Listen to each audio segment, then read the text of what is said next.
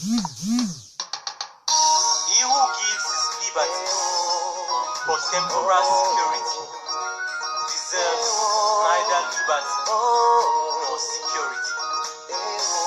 Liberty depends on the power of the man. In times like these, we know must be larger. In times like these, we know give reason to scatter. But to be strong, all we need is unity. Everybody make we put our heads together. For this our land, we dey work so people dey chop. For this our land, anything we get, we carry the go. For this our land, we dey work so people dey chop. For this our land, anything we get, we carry the go. My identity, now my identity, wey show impurity for my society. Majority or minority, equality, yet for be our diversity. Them one show market ability, them say everything remain in nationality. What a pity for things we get magic city, where equality never be necessity. Yes, I think skin color makes slavery activate for my country, language don't make them aggravate. Now poverty don't the accelerate, so they which level where people don't be tolerate. For country, fufu every day, people house border, work no day, everything need to go now that way. Like one logo way. This our land, this our land. What we go do? What we go do? This our country, this our country. This our land, we dey work so people dey chop. For this our land, anything we get, we carry the go. For this our land, we dey work so people dey chop. For this our land, anything we get, we carry the go. This land, our land, we know the let go. From India to Dublin, we hustle and we get. Matters Mamongo, the thief and raw. Balundu, Bakulu, Balong, Bakwere. We go stand strong for this land, our land. This now we know crime, victim of circumstance. Now if you want name, let that name for stop us. We know be Namugu for this very same land. Kingongumba, minimum we move. Make we stand firm, even when they scatter us. They depend on us to stop their hunger. But them all lost beggars, who pull lost figures. They shoot us the chest, but other one are just cause victory is our vision and freedom our mission. Anyhow it is, the struggle continues. We will crush you to dust cause this land our land, our land. This our land, this our land. What we go do? What we go do? This our country, this our country. This our land, we dey work so people dey chop. For this our land, anything we get, we carry the go. This our land, we dey work so people dey chop. For this our land, anything we get, we carry the go. Cameroun, land of opportunities. That was what I used to hear when I was growing like a kid. And like a kid, but now I don't know which to believe, whether an opportunity or a disability. I don't know. All they say, if there was equality, all of us for accept that we live in unity. So the people are galloping. When you ask us and I say we are still developing. Oh boy, that one I talk for Aleppo. Everything's in the change. Good afternoon, my fellow Ambazonians.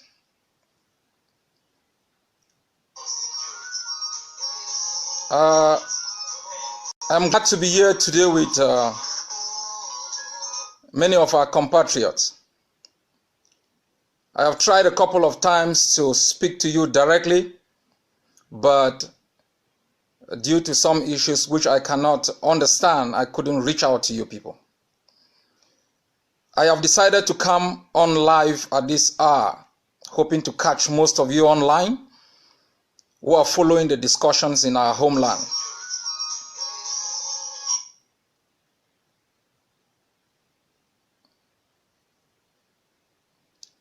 We are experiencing a scenario in our country today that is not unprecedented. At this moment, we all understand the teachers are having discussions with Yaoundé. I am not quite sure what the discussions are meant to achieve, but it seems against all reason. The teachers have decided to ignore the voices of our people. The lawyers have decided to ignore the voices of our people.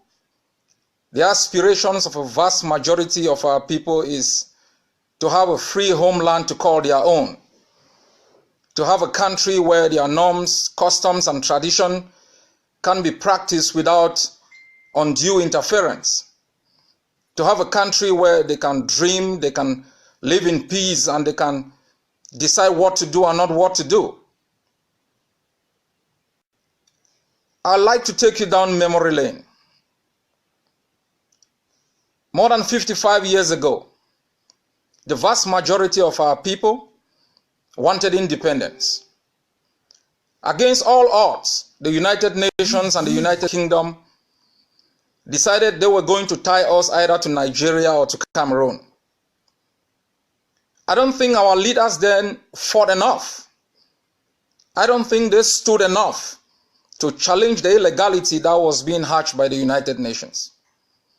So while Foncha batted for Cameroon, Endele batted for Nigeria. The general masses of our people who wanted a free homeland were ignored. And a group of people said we should give them a chance. Just give them a chance. Maybe the federation is going to work. Nobody understood then, as we know now, that Francophone states do not federate. Francophone states are designed and constructed to dominate because they represent more than just a static ideal. They represent a geopolitical reality for France. Fast forward, 1990, we allowed the SDF in the hands of a very few.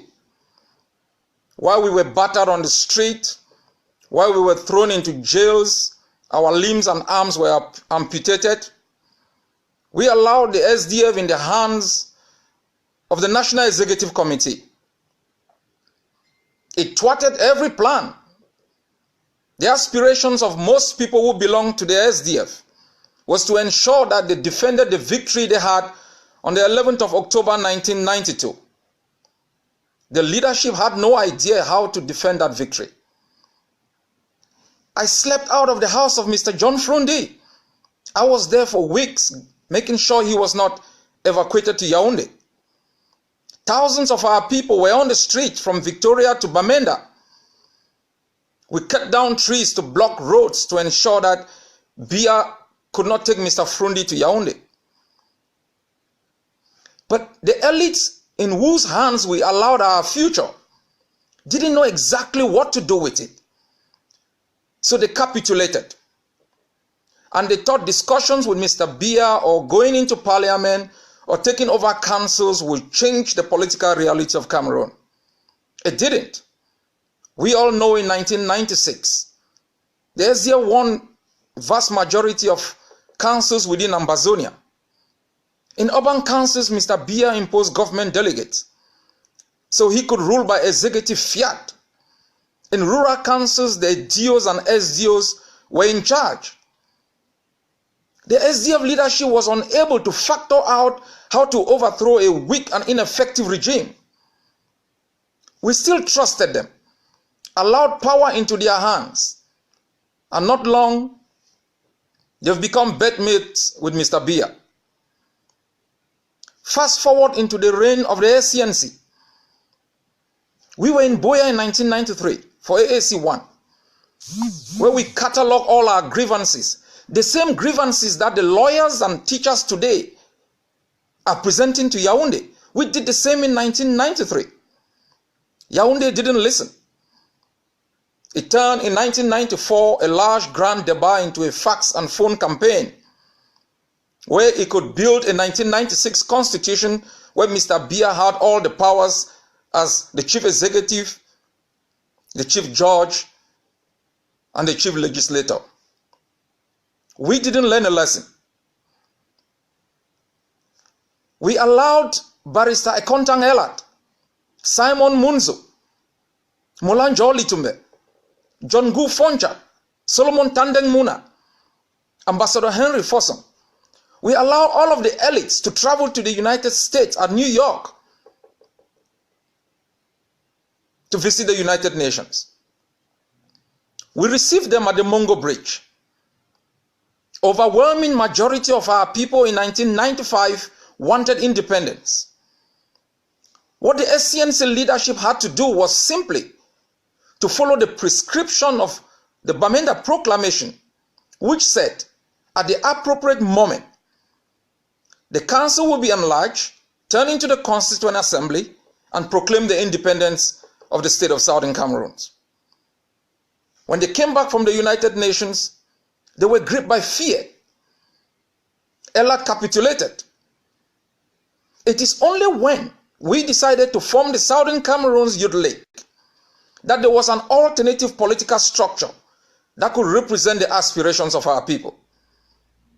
We moved from village to village, block by block, building the capacity to defend our homeland.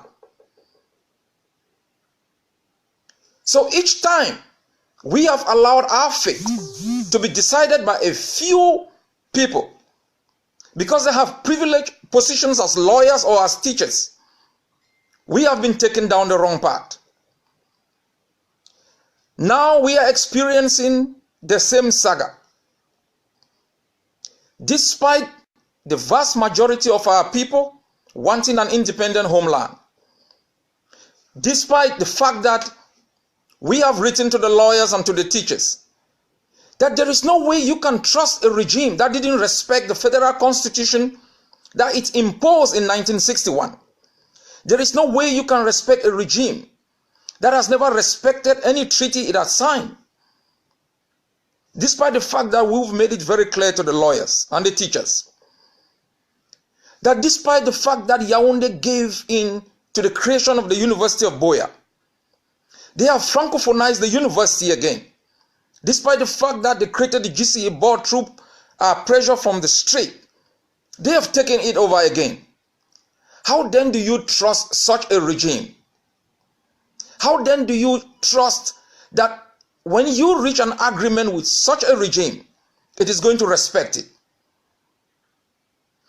Take note, even before the lawyers and the teachers entered into negotiations, they had no precondition.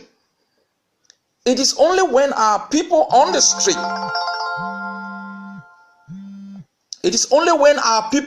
street, decided that you cannot talk with this regime without preconditions, that they put in precondition for the release of our captured men and women. And as they enter into these negotiations, Ngalim Felix is still detained. Many of our people are being kidnapped from neighborhoods and taken to distant places that we don't know. And at the same time, we are sitting with the murderers of our people in our own town, trying to mortgage our future in some federalist aspirations which has proven itself time and again to be irrelevant. How naive can the lawyers and teachers be? The vast majority of our people want independence. The vast majority of our people want a free homeland of their own. They don't want to federate with francophones. And as I said last time, shouldn't it be Cameroon begging us for a federation? I mean, a country it annexed, exploited, and treated its people like slaves should not be begging its oppressor to share our own country. I have told consortium, I have told the lawyers that John Good Foncha, before he died, had a regret. And we somehow forgave him because we thought in the 50s and 60s, they were not highly educated. They didn't understand the dynamics of international politics, the intricacies of treaties, how they are crafted, formulated, and caused to be implemented. But we will not forgive anybody at this moment, at a moment when we are winning on the street, at a moment when we have pushed the regime to the wall, that we decide to capitulate. We will not forgive anybody who takes Ambazonia down this road. My fellow citizens, I understand the moment, but this is what I want you to know. When Nelson Mandela and his friends fought against the apartheid regime in South Africa, they had easier options. They could simply just accommodate the racist regime. But they said no. They knew the path to racial equality in South Africa was going to be a difficult one. But they invested in that path. And today they have a free South Africa. Though you still have economic inequality. But South Africa today is a different country than it was some 50 years ago. The path to independence might be difficult. But that is the sure path that is going to lead us to freedom. That is the sure path that is going to give us something we have never had. A country of our own. A place to call home. A place where we can live in peace. A place where we can decide what to do with it. Succeed and fail as a people. Taking our responsibilities when we win and when we fail. It is only in an independent Ambazonia that our people will be able to demonstrate their capabilities, be an asset to themselves and their homeland rather than a liability. And no one, not the teachers, not the lawyers, have been given the mandate to negotiate on behalf of Ambazonia. I know the teachers and the lawyers called a strike, but I have been long enough in this struggle to know they didn't start this resistance. We went to jail for it. We are in exile for it. And let me remind you, in 1995, there were 100,000 people at the Bamenda Municipal Stadium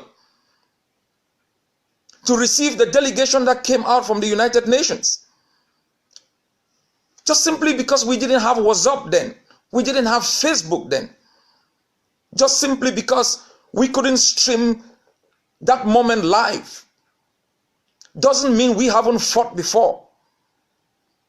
People are still in jail for this struggle. And no one can claim it. Not even us. We are instruments for the liberation of our people. We are not the objective.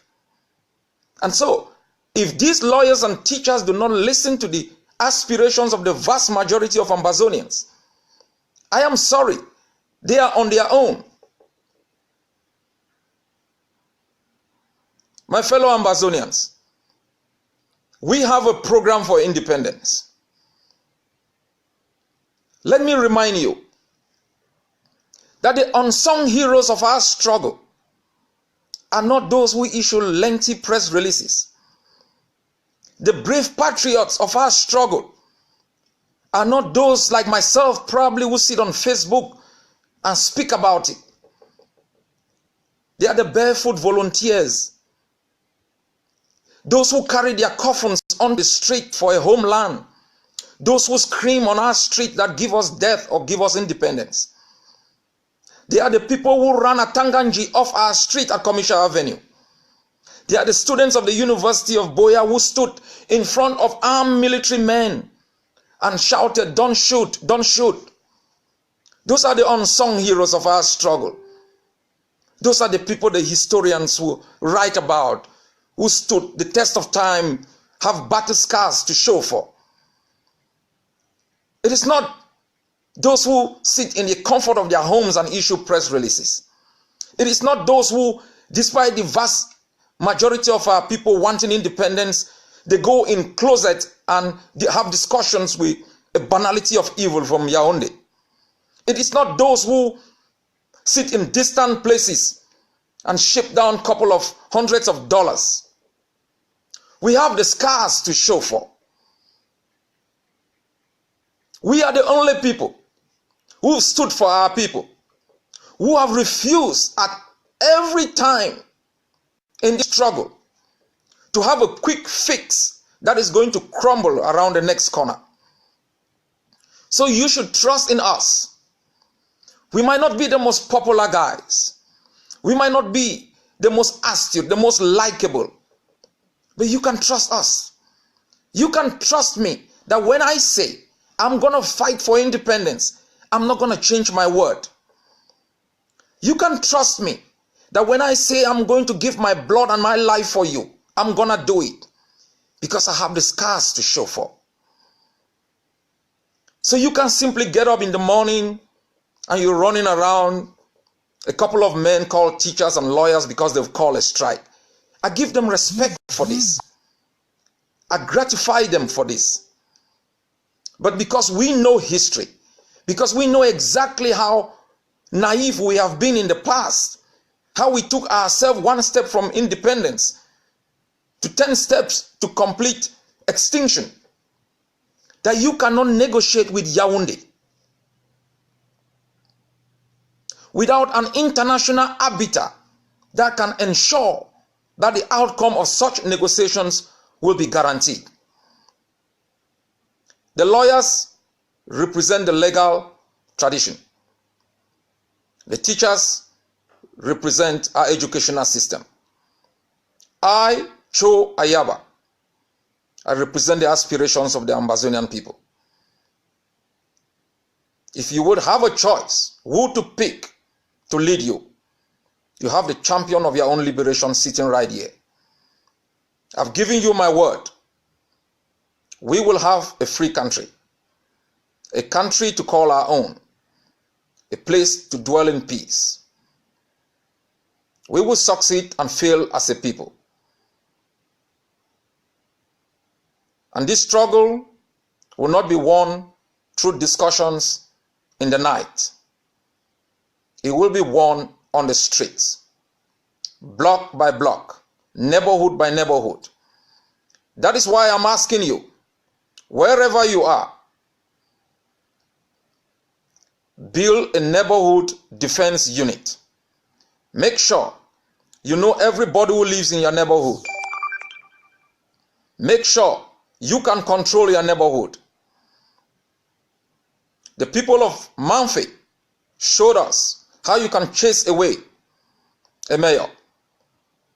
The people of Nguti have shown us how you can dig trenches to stop the evacuation of our resources without replication and development. The people of Mutengene have shown us how you can stop petrol tankers from exploiting our resources without constructing our roads. Independence is not a drive-by to a McDonald's and picking up a burger. To have independence is not sitting and hoping for it. It has a price to be paid. And if you are not prepared to pay that price, you are not prepared for independence. I want to assure our people that if others have walked down this road and gotten a free homeland of their own, we will use the same roadmap that they have used. Be reminded that Ambazonia is a country. It is not part of Cameroun. And so for any negotiations that we are going to have to be able to exit from Cameroun without war, it must be overseen by the United Nations, by a country of our choice that we are going to appoint to oversee such negotiations. I am not going to sit here and pretend to give you a roadmap for independence. I know some people have published on the internet a roadmap that takes us to Boya on the 1st of October 2017. I hope they've got the guts to make that happen. But at this moment, as I'm speaking to you, I have spoken to our people on the street. We have our people on the ground, making sure they can carve stencils to put free Ambazonia on every street, on every billboard. I signed a decree a couple of months ago when people told me that was laughable to stop timber from being exploited. Our people are up in arms to make sure you don't exploit our resources without replication in development. You must make sure on every street corner there is no green, red, yellow flag.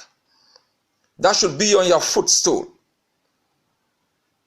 You have to bring down every occupier flag and hoist our own.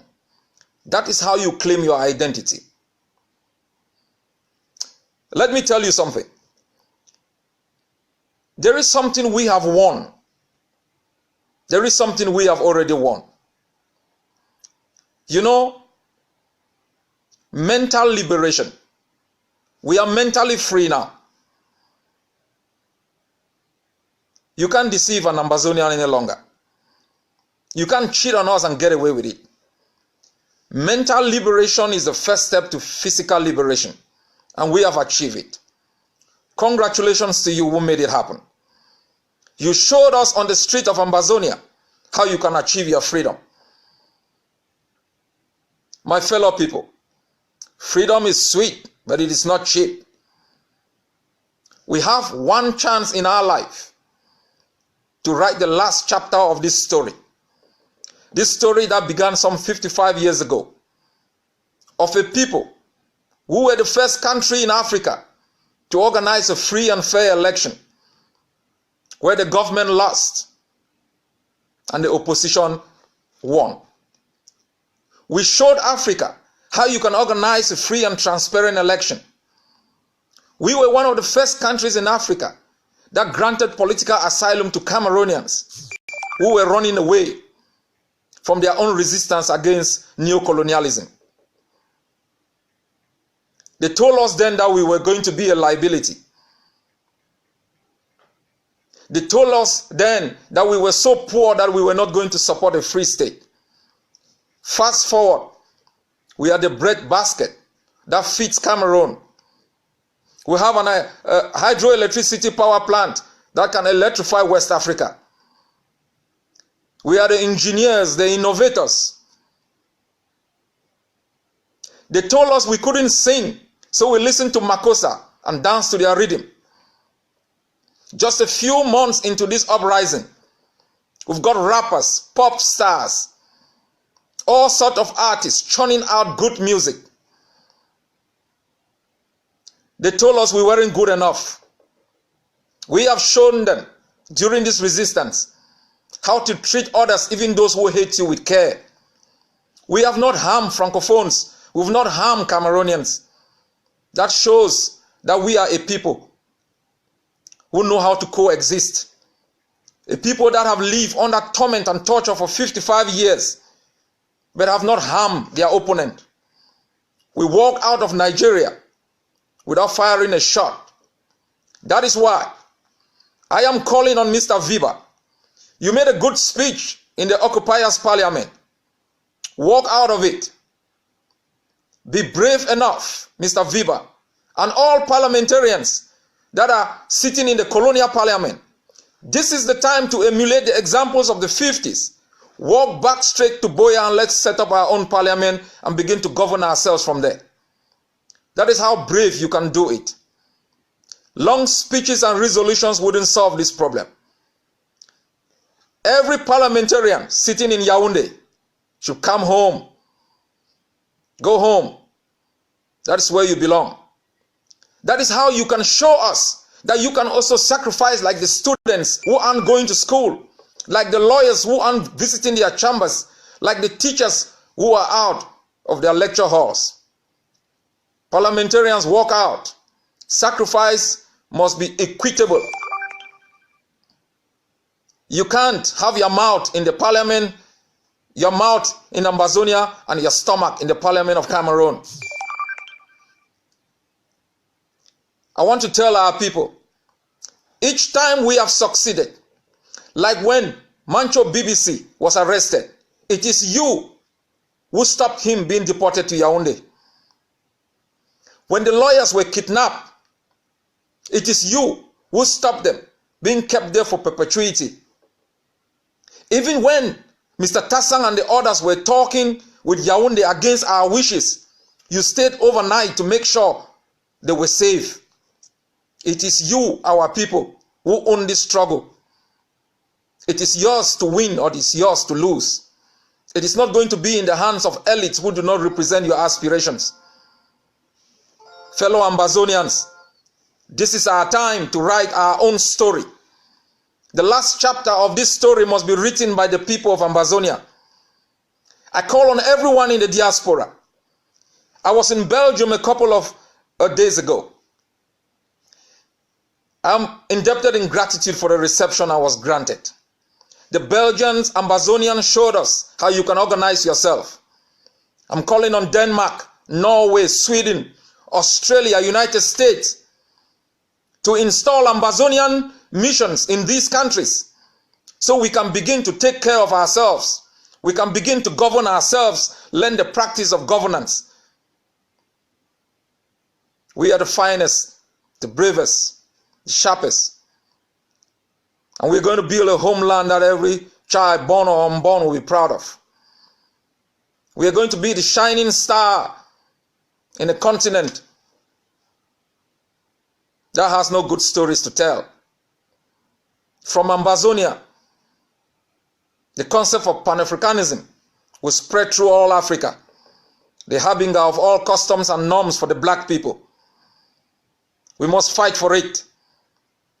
We cannot talk our way to freedom, not with an occupier that has no respect for us, an occupier that doesn't care about our dignity, that allows its own people, women, to die outside its own maternity ward, that shoots down its own people with impunity. It has no care for human values. Not with an occupier, with a more than 80-year-old senile dictator who can probably remember his last name. We're better off on our own. We don't want Cameroun. Leave our homeland. We want a free Ambazonia. Give it to us now, or we will take it by force.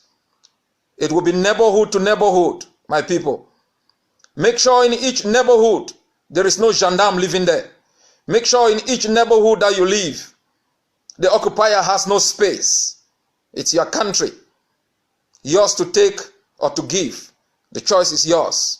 I am here with the Governing Council of Ambazonia as the platform that represents the aspirations of our people to make sure we install a government in Boya that is going to be based on the will of the people. The Governing Council is made up of men who have battle scars to show, people who talk and walk the walk. It is made up of people who know how to achieve things, who've been in prison, have never surrendered. Women who are tough, who have a vision for our country. Give the Governing Council a chance. We will give you a free homeland, a place to call your own. God bless you all. God bless Ambazonia.